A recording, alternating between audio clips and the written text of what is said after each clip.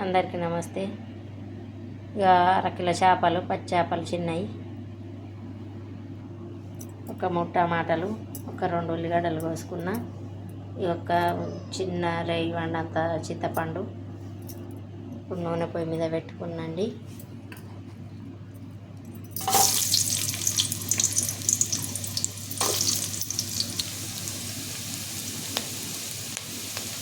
కొంచెం అల్లం పేస్ట్ అండి, తాలింపుకు.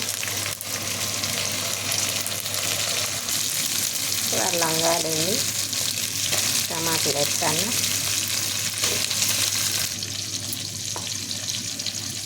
కొంచెం పసుపు,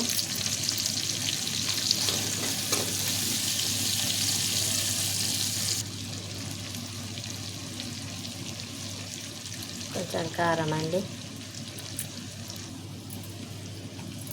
ఇప్పుడు వేయించుకున్న చింతపండు అండి అందులోనే వేస్తాను.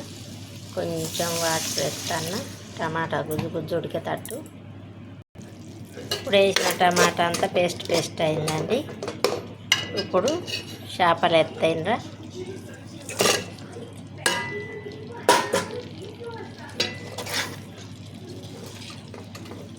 చేపలు ఇవి మొత్తం కారం కలిసేటట్టు కలిపి కొంచెం సేపు మూత పెట్టి ఇంత మగ్గినాక కొంచెం గరం మసాలా ఎత్తా. నూనెలో మగ్గినాయండి. వాటర్ ఎత్తన్న పులుసుకు సరిపడా ఉప్పు అండి, కొంచెం గరం మసాలా, కొంచెం పచ్చల్లం పేస్ట్ అండి, చిటికెడంతా మెంతుల పౌడర్ అండి, చిటికెడంతా జీలకర్ర పొడి, జీలకర్ర మెంతులు అన్నట్టు. హాయ్ అండి, పచ్చి చేపల పులుసు రెడీ. ఈ అన్నం వేసుకొని తింటా, చాలా బాగుంటుందండి రుచి.